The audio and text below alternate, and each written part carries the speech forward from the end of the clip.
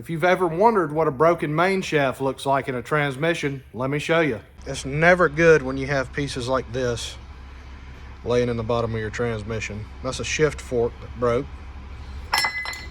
And obviously it caused a lot of damage in here.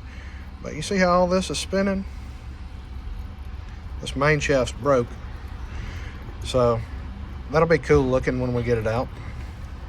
This is our main shaft. We got it out of the transmission now. This is the broke fork that was in the transmission here. You can see how chewed up that is. That kind of ran down through the gearing of this thing.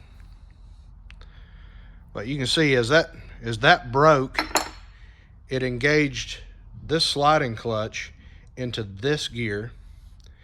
And you can't see the sliding clutch on this side, but the sliding clutch here, somebody tried to put it in low, and what they did is it bound up and then it just broke that main shaft right in half.